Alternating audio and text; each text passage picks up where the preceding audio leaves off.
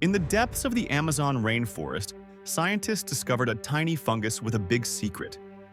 This unassuming organism, Pestalochiopsis microspora, can feast on polyurethane, a common plastic. Imagine a world where plastic waste is gobbled up by nature itself. This quirky fungus thrives in oxygen-free environments, making it a potential hero in landfills. Its discovery is a game-changer, offering a natural solution to one of our planet's biggest pollution problems. Who knew a fungus could be so eco-friendly?